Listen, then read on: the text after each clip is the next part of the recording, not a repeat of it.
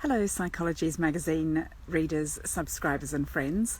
My name is Mary Fenwick. I write the Agony Aunt column for Psychologies magazine, and each week on a Tuesday at 5:30 I'm here to answer questions. Hello, I can see Jan joining. Movement for Modern Life, hi. Helter Skelter, say hi when you join. Maybe let me know where you're joining from. Jan, I can see that you've sent a request to be in the live video, and I can see Miss Ash Lou saying hi Mary. Hi, some familiar names joining, really lovely to see you. So some of you will know that I'm here each week on a Tuesday at 5:30 for Weekly Wisdom, and I'm here to answer your questions if you're coming with any. To share stories and experiences, and to invite you to share your stories and experiences as well. So each week I'm here for maybe half an hour, not sure if I'll make it that long today for reasons which I'll come on to, and available to answer your questions each week. Each month I write the Agony Aunt column for Psychologies magazine. If you're interested in getting a copy of Psychologies magazine sent to you at home, the latest offers are in the bio, and I'm here on the Psychologies magazine page at the moment. So each week, and it's an adventure. I'm not quite sure who's going to join me, what we're going to talk about, except I prepare something to say each week. And this week, what I want to talk about is, or what I'd like to ask you about is, what are you doing just for fun at the moment? And at the moment I'm in Sussex, so I'm about an hour from my house, because this afternoon I've been on a walking safari in a place called Knepp, which is K-N-E-P-P, and that's a part of Sussex, a farm estate that they have rewilded. There was a book out a couple of years ago now by Isabella Tree.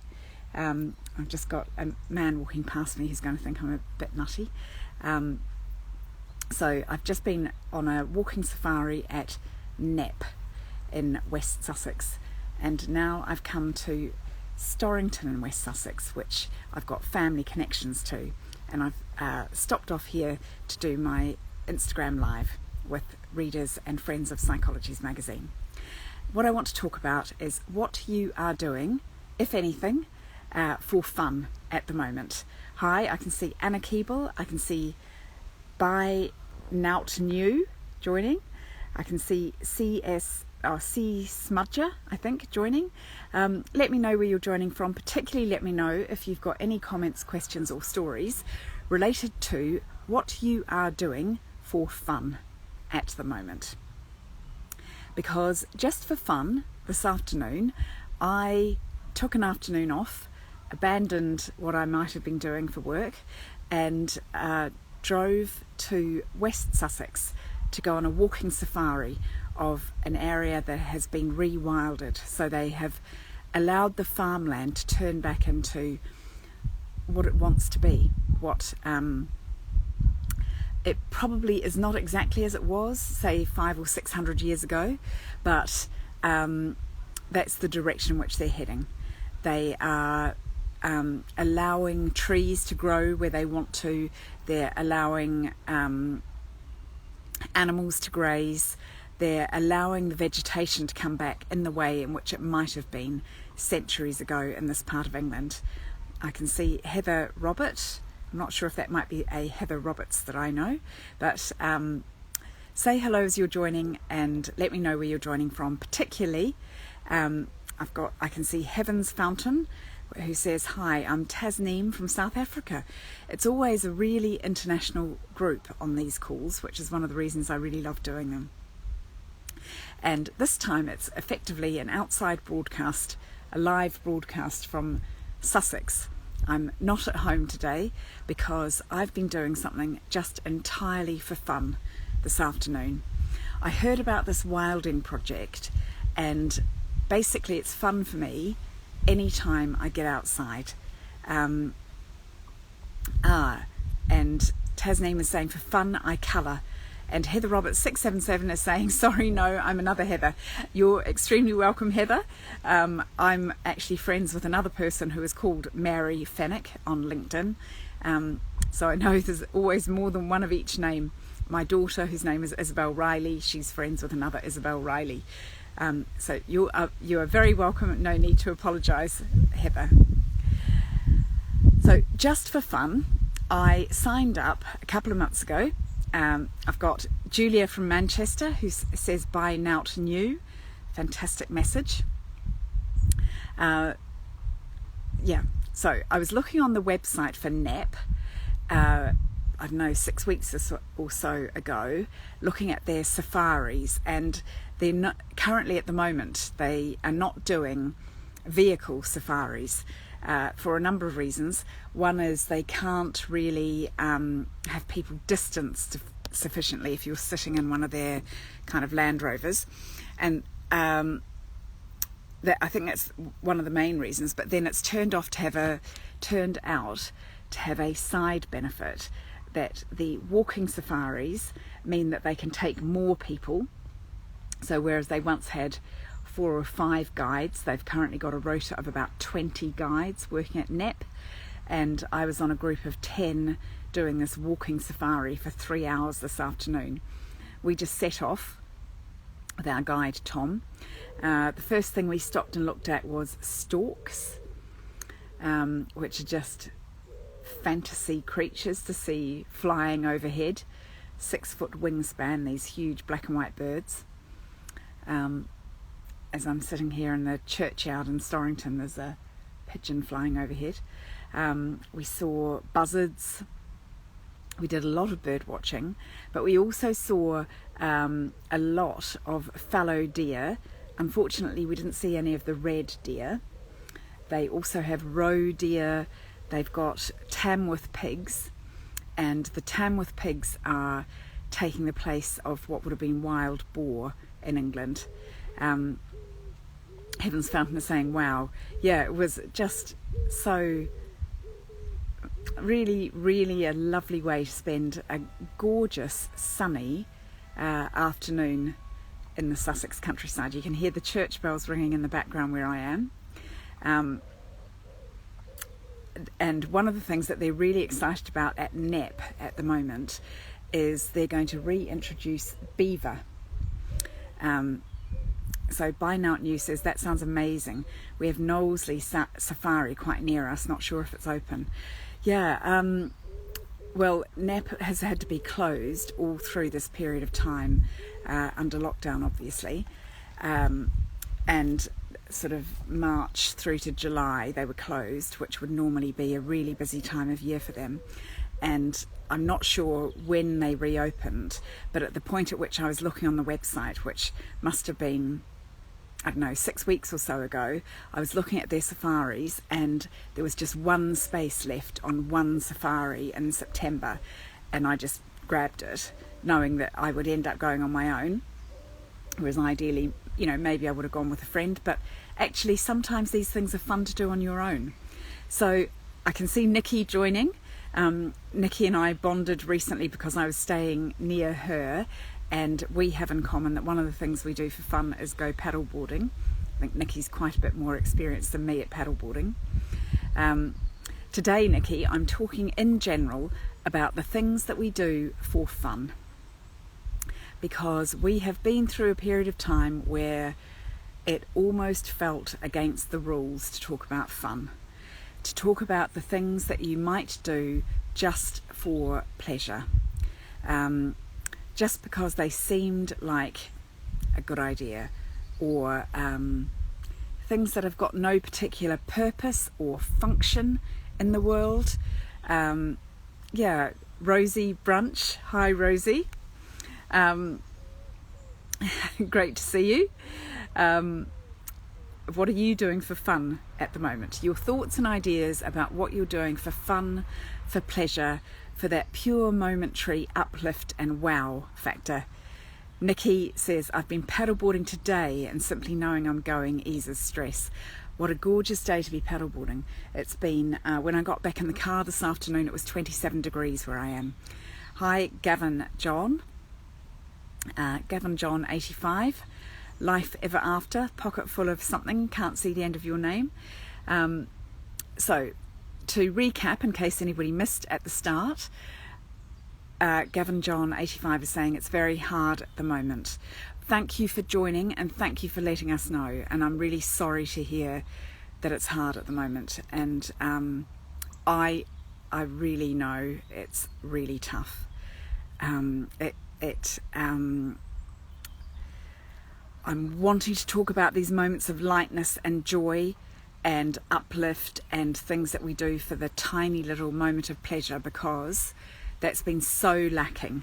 And when we lack those moments of pleasure, joy, inspiration, uplift, that tiny feeling of oh, aha, satisfaction, surprise, contentment, serenity, all those tiny little moments of, I don't know, they're like little bubble moments. I think we've been really missing those little bubble moments, and I notice it. Maybe quite a lot of us have got a bit addicted to the news over the last few months, and I say this as somebody, Gavin John is saying I'm right about this. I say this as somebody who, you know, I have a background as a news journalist. My first job was as a radio journalist, under loads of pressure to produce news bulletins every half hour, you know, rushing around, tight deadlines, all that stuff. And I know how addictive the news is. It does, it feeds something in us, that desire to keep up with what's going on, what's the buzz. But at the same time, by definition, the news is more negative. And there have been various attempts to, I know there's a positive newspaper, I know there are positive news websites, that kind of thing. They kind of don't fill the same need in us as the news, and they, unfortunately, I guess my prediction would be they're always going to struggle to maintain interest, sadly. So we have to be quite proactive in terms of creating this uplift and fun in our lives.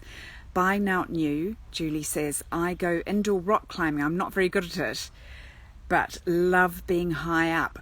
Wow, I can imagine that.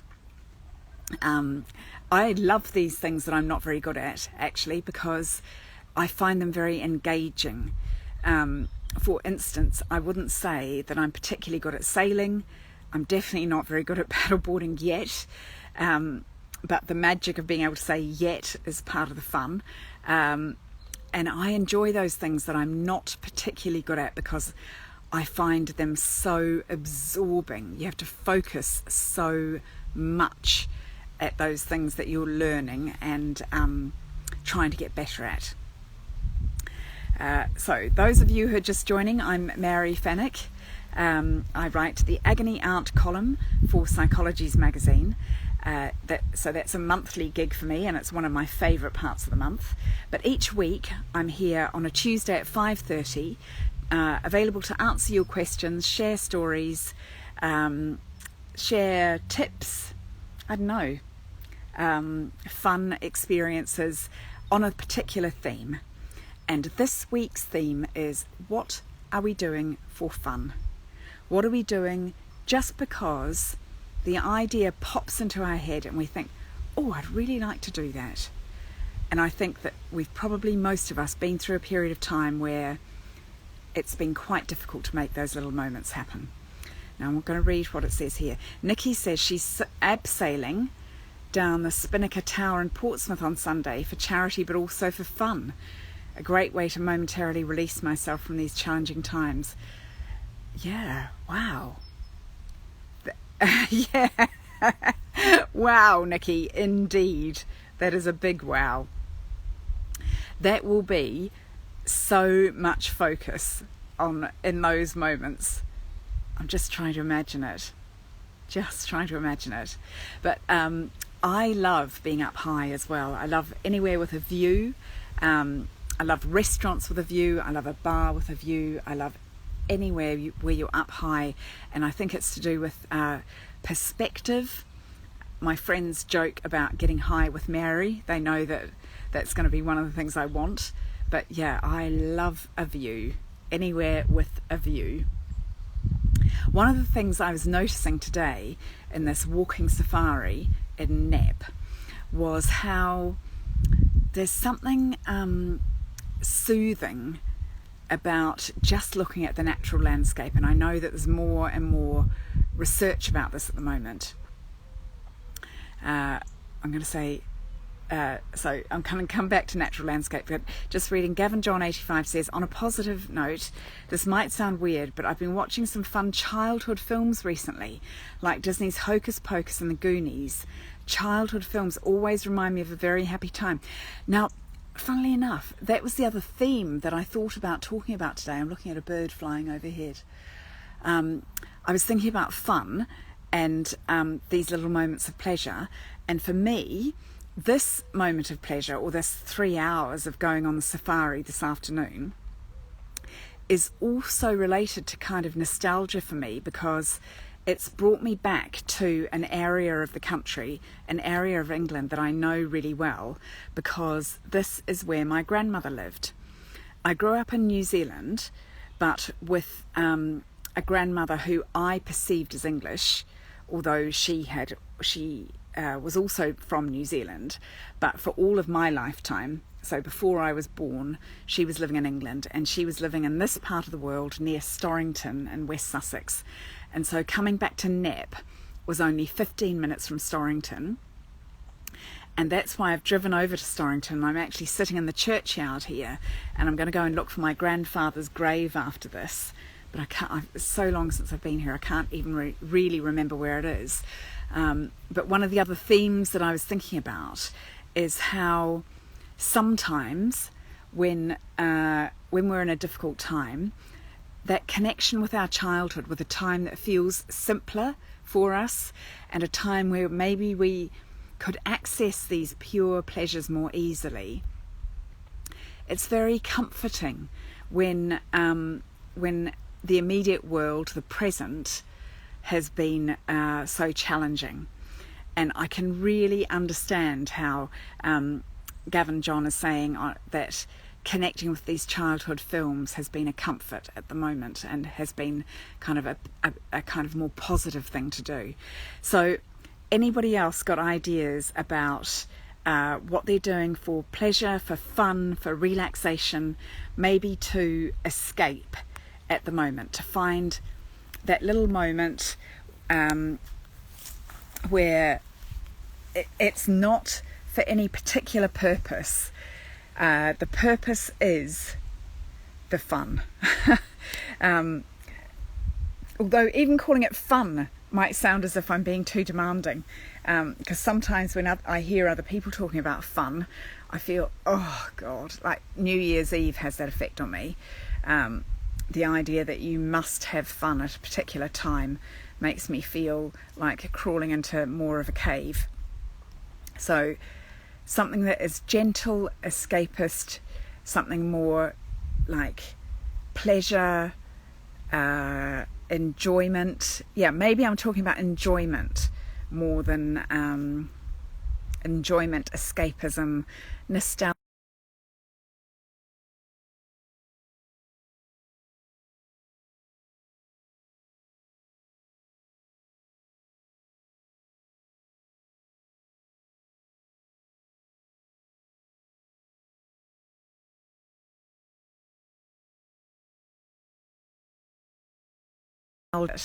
That these little moments of enjoyment, like Nikki was saying, simply knowing that she's going to go paddleboarding is stress relief for her. And the idea that on a Tuesday afternoon I was going to abandon anything kind of serious or goal orientated to do with work, I was just going to walk away from all that. I've been able to look forward to it. So these things that you plan, they've got, I think, 3 components. There's the looking forward to it, there's the doing it, and there's the reminiscing and talking about it afterwards. And I'm going to get so much pleasure from reminiscing and talking about this Knapp walking safari afterwards. I've had the pleasure of looking forward to it, knowing I was going to do it, the pleasure of doing it for 3 hours, just walking in this natural landscape, and I'm going to have the pleasure of sharing and talking about it afterwards. Julie, I've slightly forgotten whether your name was Julie or Julia, my apologies, but you were saying that you played with your kids Lego yesterday. I love Lego, love it. I've talked on an earlier Facebook Live about the pleasure of playing with Lego again without a particular purpose to it, just allowing yourself to be purely playful with Lego, to build something and think, what does that structure represent in my life? Or if that structure could speak to me, what would it say? Or if that structure was related to a book, what would it be? I love the pure play. That's what I'm thinking about at the moment, is what in your life is purely there for play and pleasure. And I guess, I hope you're still there. That was a slight pause in the live video because my settings run out at a certain point for social media. Julia, thank you. Thank you for reminding me. What are you doing in your life for pure pleasure and fun and escape? Because I don't think I'm alone in, there's a lot of stuff that I feel like I kind of, I don't like thinking like this, but I sort of have to do. I'm doing it on a timetable or a deadline because somebody else needs it, or it's for work. And much as I enjoy my work, I'm also doing it to get paid. So the stuff that you're doing because you kind of feel you have to do it, the stuff that you're doing which is purely functional, like brushing your teeth or having a shower or